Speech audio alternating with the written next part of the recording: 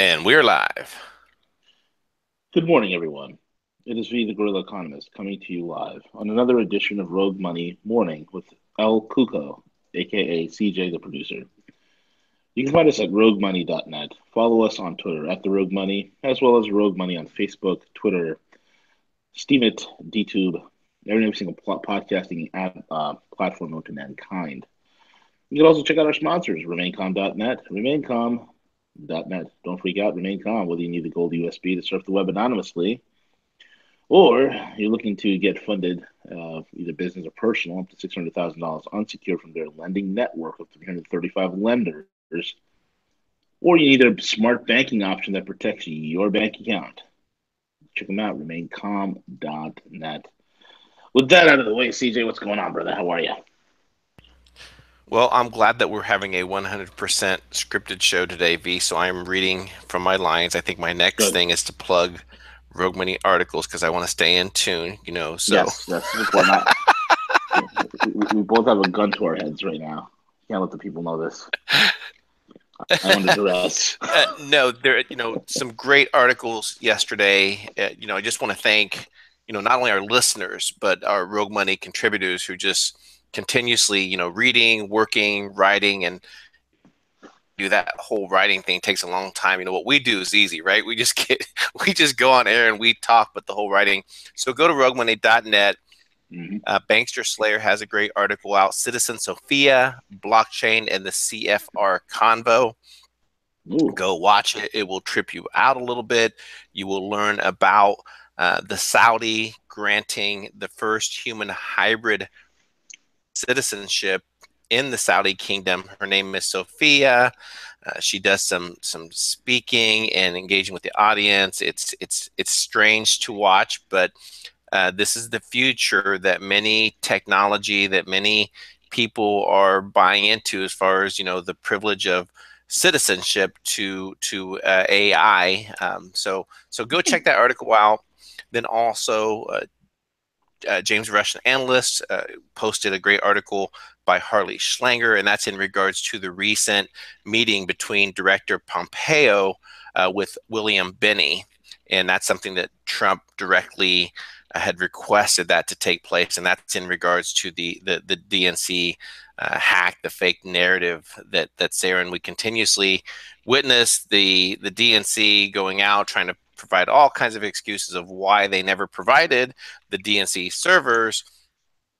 But granted, they're stating that the Russians hacked them, but there's no proof. So anyway, so go check those out. Great work, but appreciate all the hard work by the Rogue Money contributors.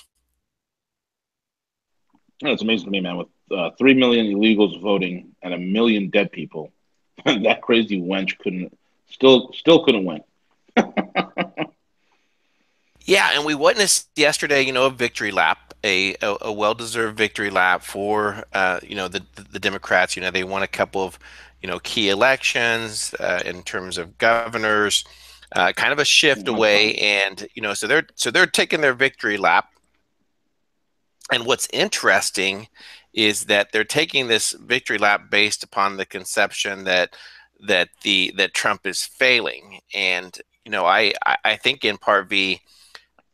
I think the largest failure that's occurring right now is the GOP in the House and Senate really failing this entire year. We just cycled a year since he's been elected, an entire year that it is a do nothing Congress, a do nothing Senate, because time after time they allow the lobbyists, the special interests to get involved with all these bills. And we're kind of witnessing the same thing with the tax bill. So now we're learning that the potential tax bill has hit a rift between the GOP, lobbyists coming in saying, hey, we want this, we want that. And now it's a mark whether anything will be done this year, making this an entire lame duck session of Congress. Yeah, absolutely, man. The whole thing is this pretty funny. Those key battleground states that they've won, they're not really battleground states. These were either states that were completely blue or Democrat to begin with, or they were purple. They were always a wishy-washy of either Democrat or Republican. These are the purple states. So, I mean, who did they win? I mean, they had some guy who's a mayor in a bridge and tunnel a city called Hoboken, right? They're celebrating that. Congrats to the first Sikh mayor in the United States. Hats off at Hoboken, New Jersey. Great little place, by the way. If you want to hang out, some good bars and restaurants over there. But I mean, what else? Some transgendered congresswoman or something like that. Big freaking whoop. That train has left the station. That's going to go nowhere. And then you have the Virginia governorship, and who cares? You had a neocon governor who's gone, replaced by a Dem lib governor who's in there. So it doesn't matter. It's two sides of the same coin. So one side is flipped to the other side. It doesn't really matter. Who cares? These elections, people are celebrating it. They think it's a major momentous victory. It's not. It's a joke. It's like if somebody wins a Democratic senatorial campaign in California, no one's surprised. Big freaking deal, right? Same thing. So let's talk about the real stuff that's going on, man. The Saudi purge. I mean, it gets more and more interesting.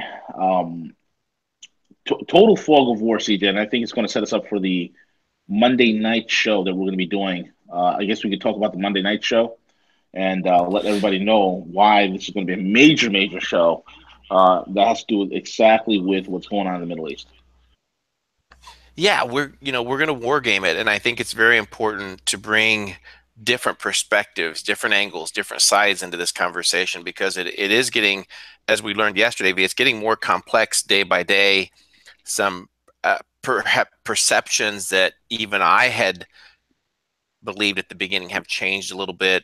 So we're going to bring together just some great minds to have a roundtable discussion, give everyone the opportunity, perhaps 15-20 minutes to share their perspective of things that are occurring in the Saudi kingdom, what's going on, perhaps opening it up to individual questions and follow up, and then also more importantly for our listeners, because we know that you have a lot of questions as well, for the live audience, opening it up for a Q&A, so that we can put it to the panel and see what's going on. But it's just very important, V. I mean, there's just right now there's so many distractions that are going on here, in the U.S. from the world is changing, and it's very important as we head into 2018 to understand what these realignments, the shifts that are occurring, and then more importantly, how it's going to impact our listeners and our families, V.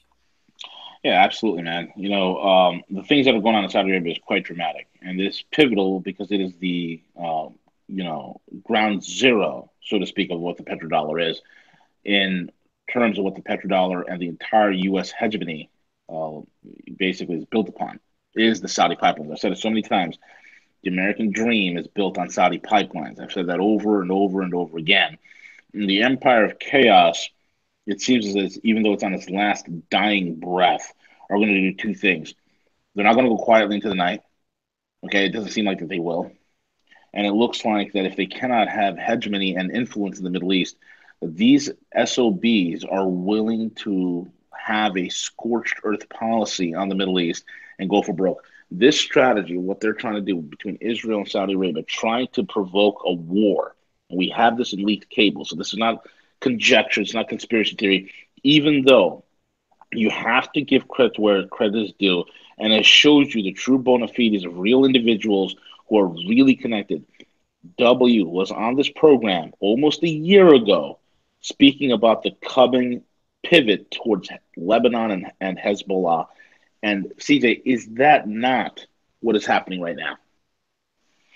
That is factual, and even I question. I'm like, where is this coming from? Because we are so Yep. focused on Syria and North Korea and Ukraine, and I know our listeners were as well. Like a lot of people were posting comments. Well, that's in direct conflict of what your other guests said, and I get that, but like I said, I think it's important to just sat here and all agreed all the time. Be right? How Oh, boring would it be? love them, It would be hate them.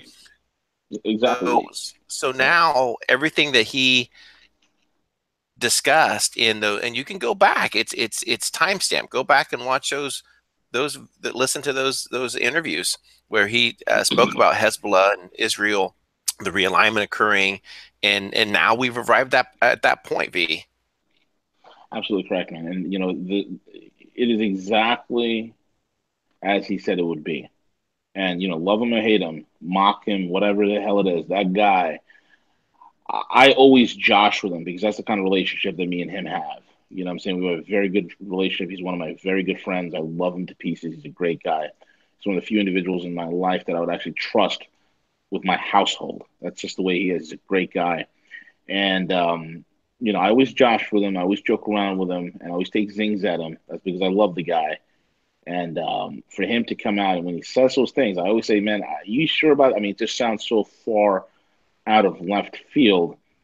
But as is always is the case, W will talk about something, give it time. It ain't going to happen now. It ain't going to happen next week. Might not even happen next year or a few years, but give it time. It's going to happen. And he's been proven right time and time and time and time again.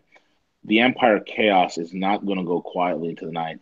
What is going to be the strategy of the Middle East? Folks, you're going to have to wait until Monday to find out because there are so many things going on right now, so many wheels within wheels within wheels. You want to talk about 3D chess? This is 10D chess because there's so many pieces on the board and so many different scenarios going on at once, so many, conspiracies within conspiracies, agendas within agendas.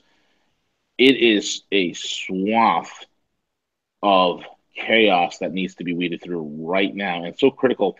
And Monday we're going to bring the best in the world that can speak about this topic, and we're going to bring them to bear. And you, the audience, will have an opportunity to ask these guys and myself a question.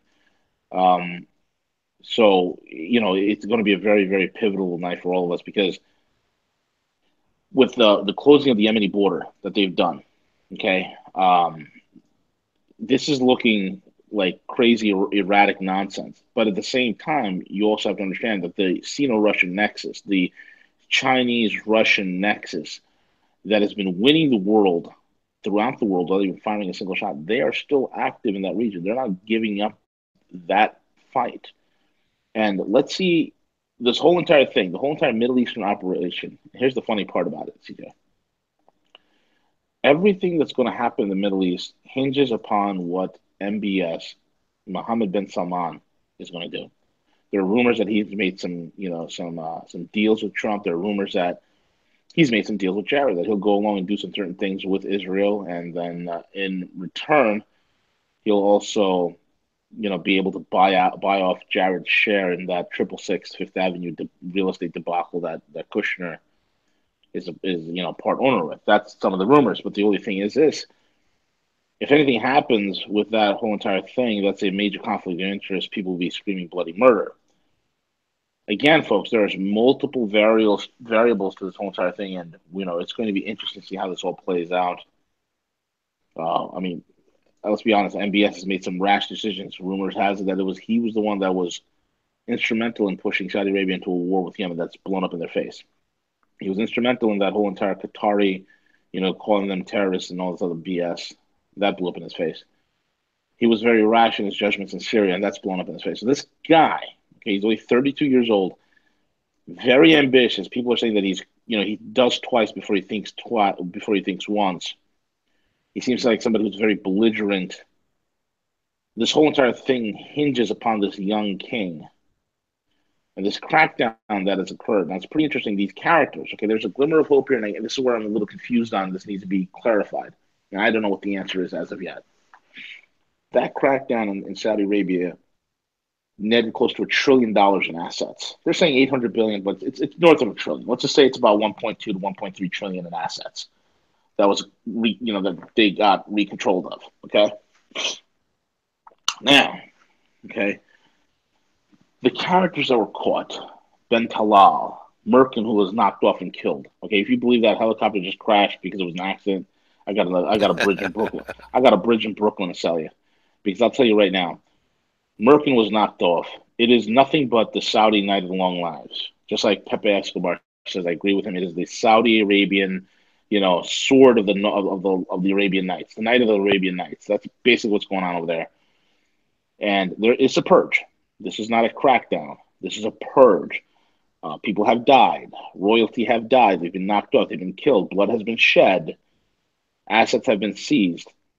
And every single one of those characters who were either had their assets seized or they were knocked off, they are all connected with a lot of lot of unsavory individuals and networks that are in the Western world. So how is this going to play out? It's going to be very, very interesting, very, very pivotal. Now you have the whole Israel concept in here, right? With Benjamin Netanyahu. Netanyahu is basically someone who is under a lot of pressure. He is surrounded on all sides. He's under investigation for all sorts of corruption. The guy is a career politician. The guy is an individual who is leading a party whose leaders are all obsolete, in my opinion. These are a group of individuals that's their deep state that needs to get done away with. Because I'll tell you right now, in this gamble that Netanyahu, the Zionists that are in Israel, and what they're proposing, these Zionists are basically religious neocons. That's basically what they are. They're neocons in religious garb. That's what a Zionist is. Okay. And there's a difference between a Jew and a Zionist. These are two different things. It's two different things. Now, what they're gambling for and what they're hoping for is something that will jeopardize their nation and their people. And the fact of the matter is that they don't care at the end of the day is troubling to me. It's troubling to me because any sort of expert that looks at what is being proposed by Netanyahu, the Likud, as well as what they're saying for to be MBS in Saudi Arabia and the rest of the neocons that are in the United States and these the Atlanticists that are in power in the Anglo-American power structure as well as in Europe, it is a suicide mission.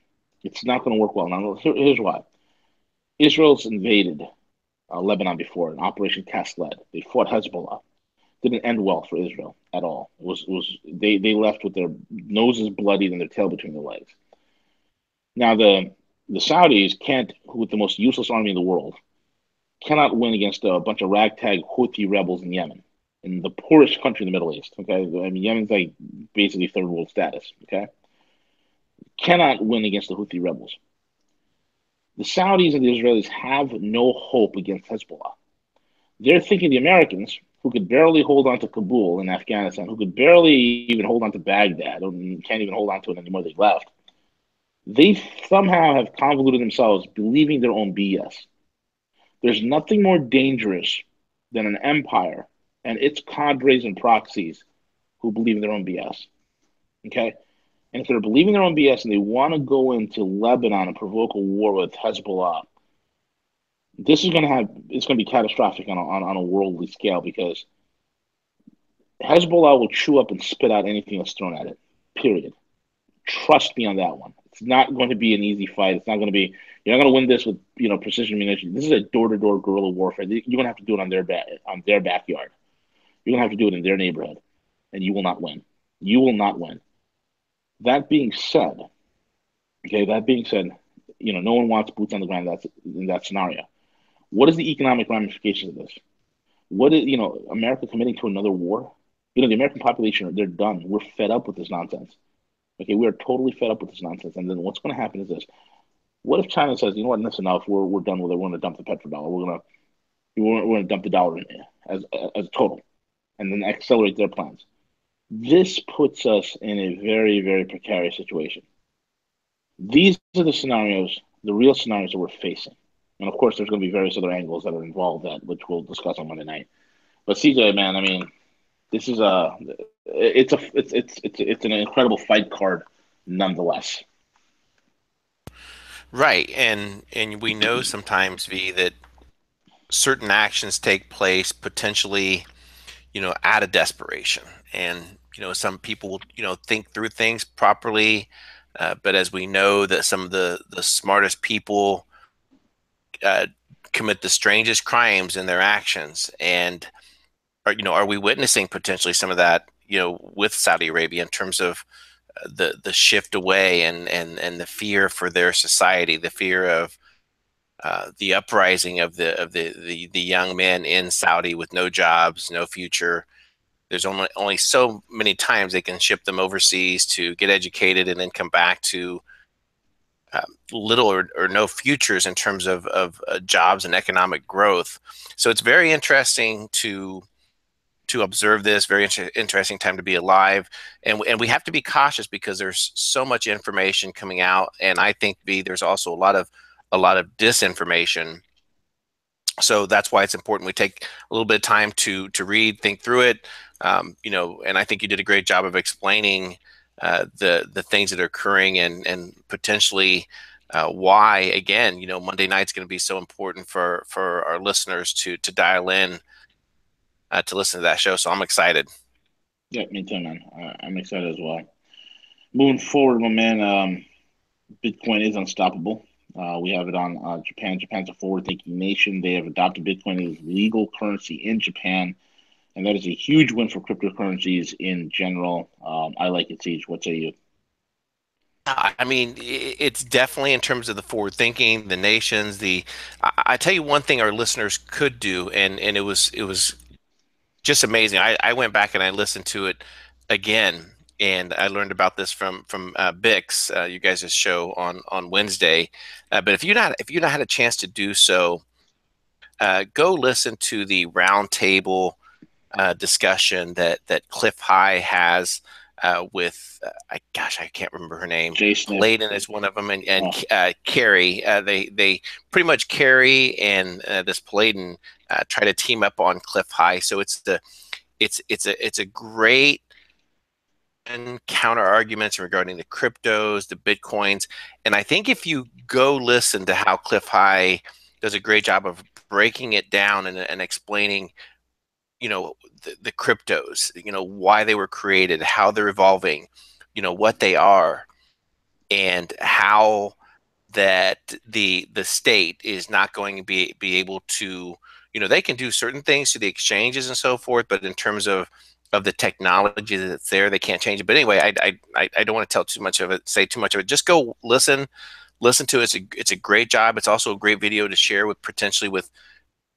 because right now the adoption rate is only like 3%, I think, currently here in the States, as far as people buying cryptos. But here recently, it seems like we get emails, people asking us, what are cryptos, how do they work. So I'm excited about the future of the cryptos, whether it's as a medium of exchange, the technology. We're just going to continue to see massive growth in that space. It's going to be disruptive to the status quo, corporate America, government. So um, I just recommend to if you fear it, read and learn more. That's all you can do. yep, absolutely, my man. Here's something I warned about back in 2012, and it seems like China is looking at it as big data meets big brother. China moves to rate its citizens, CJ. It's a social credit system that they want to launch in 2020, and their aim is to judge their trustworthiness or otherwise of its 1.3 billion residents, man. And very Orwellian to begin with. Like it is basically monitoring what you're buying, who your friends are, this, that, and the other, using social networks. Well, folks, this is what I said. At some point, the credit system that we've had in place since the 50s, late 40s, early 50s, using your social security number to track your credit worthiness, that's going to eventually go away at some point. Okay, it's going to go away. And one of the competing, there's two types of competing here. One is a complete blockchain alternative where everything is on the blockchain. This way, it's there's no misuse, misconduct. Everything's easily recorded. Um, the other is something more nefarious. The other aspect is going to be something like this. It's going to be very Orwellian. It's going to be tracking what you do, what you buy, what you say, who your friends are, your political leanings, what bills you pay, what taxes you pay, whatever. But at the same time, and this is very vital, very integral. At the same time, folks, it is up to you to decide which system you want. Remember what I said a long time ago. Remember what W said. What a lot of us says. It's not just about the collapse, because the collapse is coming whether you like it or not. There's an economic reset that is coming. There's a new financial system that is being birthed as we speak. Okay. The question of the matter is, who is going to control the narrative? I think you just accidentally muted yourself. I saw your mute sign go on. Let me see if I can unmute you. No, I can't do it on my end.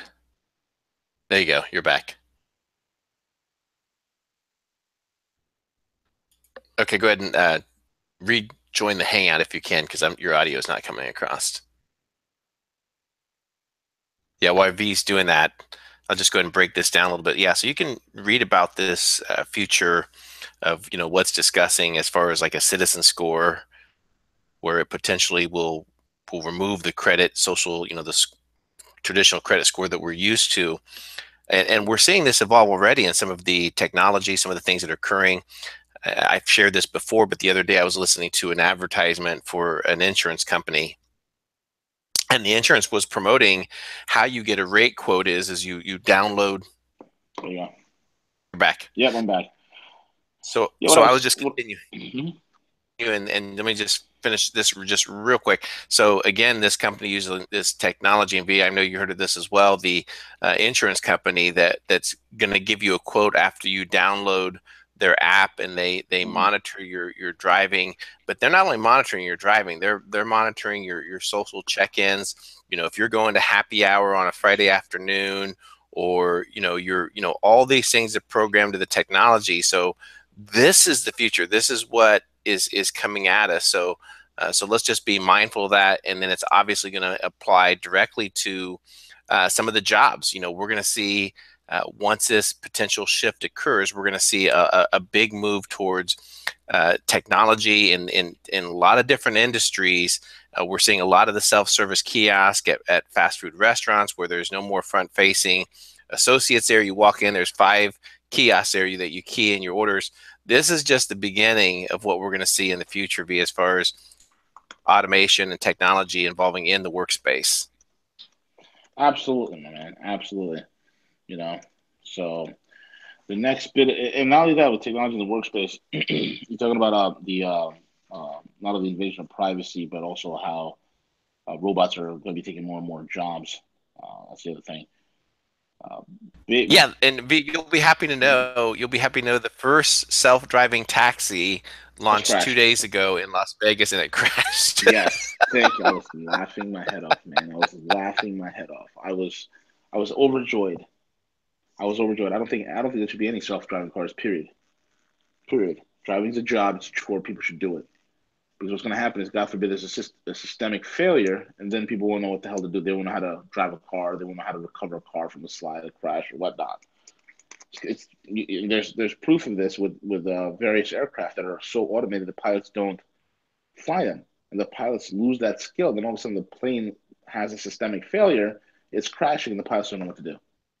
Whereas the basic flight knowledge was able to recover that plane, and that's what's going to happen with driving as well. Anyway, man, Boom. moving on forward, the GOP used to blame for the failure in recent Based on elections that, coming through. right, we can skip through that. I mean, we covered that Yeah, right at the beginning in terms of the victory lap that and again, sure. how I feel about partisan politics, but yeah, so it's an exciting day at Rogue. We got a lot planned. I'm going to be running shotgun with Dex at 12 p.m. Eastern Standard Time, running a trading Terradome today. Also, I'll be doing a Rogue 420 interview that'll probably be released over the weekend with a great organization called MAMA, and what that stands for is Mothers Advocating Medical Marijuana for Autism, and they're a national organization doing some really Nice. great things in a Beautiful. lot of states. So I want to share their work. And then at 4 p.m. we have the Gus Demos with us with Cuss with Gus. So big day here at Rogue. So don't go too Yeah, far. absolutely. And thank you all for listening in. And again, check out our website, roguemoney.net, and our sponsor, remaicom.net. With that being said, CJ, take it away, buddy.